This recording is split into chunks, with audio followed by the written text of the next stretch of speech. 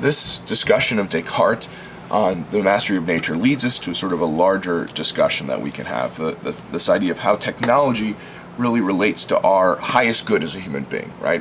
Descartes ultimately argued a second ago that the mastery of nature, our understanding of nature so much that we can adapt it and change it however we desire to fulfill our purposes and not its own purposes, has become a kind of ideal. It's a motivating tool to try to push people deeper into seeking this kind of knowledge, and with these aspirations of things like eliminating disease, eliminating most suffering, and taking away the frailty of old age. These are all things that people would want and desire, and Descartes says they're possible because of the mastery of nature. And so this raises this larger question about technology and this modern ideal, and really how does it fit with our human good? What does technology do?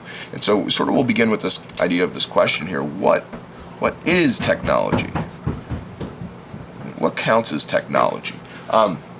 And I would say, we could spend a long time talking about this, but what is technology? Almost much of what we surround ourselves in life. Technology is anything that we're sort of adding on to what we already possess as human beings that extends human power. So technology sort of extends human power and ability. Right? And so if we think of, to best understand this, would be like, what would man be like without technology? Right? What would we be? Right? If there was no technology, the human being would be standing alone, naked in the woods.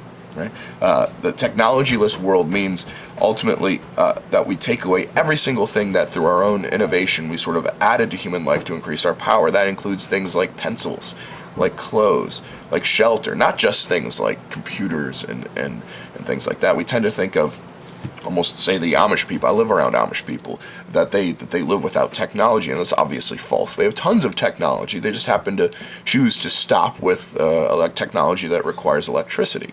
But so what would life be like without technology? Well, you could say life would be short.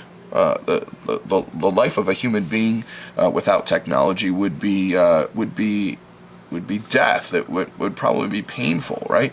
It would be a short life, right? What would you do being alone in the woods, naked, and say a wolf starts chasing after you? Of course, the first thing you'd probably do is try to run, and then the next thing you'd probably do is try to grab a stick. But even that grabbing of a stick is technology, and so here's this interesting thing that we're going to reflect on. What are some ways in which technology does serve the highest good, right? What way is it capable of serving the highest good? And I would suggest first that it's going to be in some sense capable because it helps us secure life, right? That without some type of technology, human beings would die very quickly. We can't really survive as human beings without some adaptations of technology. Another interesting thing that I say, we distinguish ourselves using technology.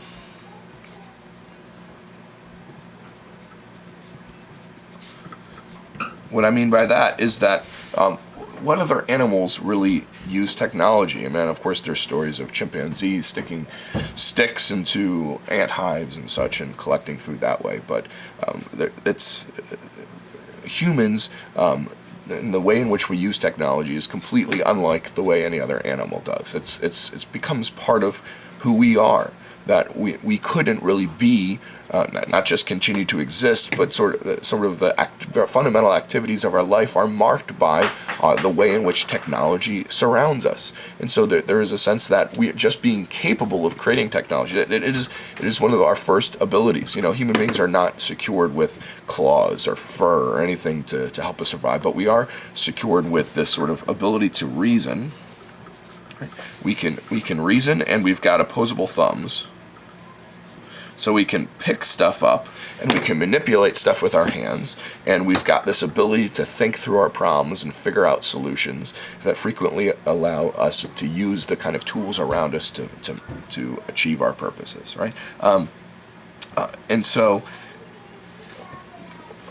because of this, because that we can stay alive, and we sort of distinguish ourselves in this ability of being able to stay alive, we're able through technology to secure for ourselves leisure.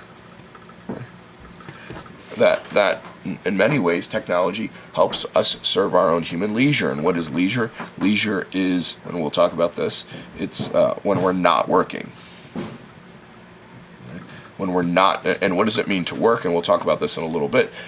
Working means, in some sense, serving this, doing things that are meant to secure your life and your survival, doing things that are necessary for your human existence, but not necessarily things that you want to do. And so when we talk about leisure, we're going to be talking about, in some sense, doing what you want. We're grateful for technology for making it possible for us to be able to do more things that we want because of our possession of this technology. Now, of course, this raises a complete different question for me. This whole notion of what are some problems then with understanding the relationship between technology and the highest good? And I would say that there's at least two. The first problem is when we think about technology and the mastery of nature. What needs to be changed in nature?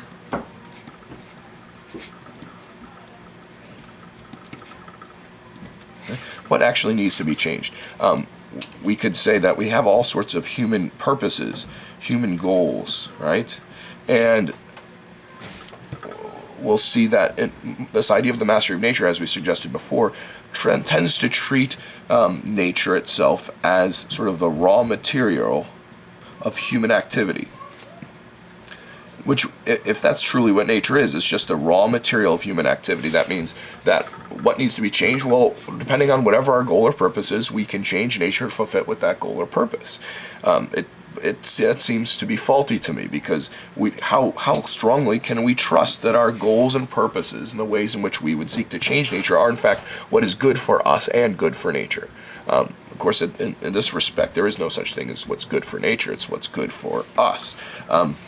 But here's a question for us. Is what we believe is good for us actually good for us? Are the kind of changes we seek to make actually what's ultimately good in itself? And that's a larger question that's in no way answered simply by the fact that we can use technology. We need to somehow say, what do we use it for?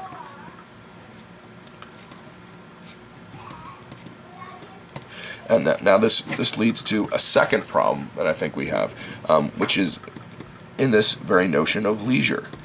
That as soon as we say that technology can help us establish leisure, just the mere fact that there is technology doesn't tell us what do we use the leisure for. What is the best use of leisure? And this question is, in some ways, was actually raised for us with Aristotle. Essentially, what are the kinds of activities that we should seek to do in life? And there's this fascinating thing that when Descartes talks about the mastery of nature and how we can extend human power and we can be able to eliminate suffering and such things. He doesn't really talk about, in the end, what would life be like once we have these things? I mean, if we presume that, say, a mastery of the nature is possible, and we can actually cure human suffering in all these respects, well, how will we spend our life? How will we spend our leisure? What would be a life worth living? And these kinds of questions Descartes does not answer or even ask. These are more classical questions that come out with things that we discuss with Plato and Aristotle. And so we will raise this question again. How should we use our leisure? And this will lead us nicely into our next discussion.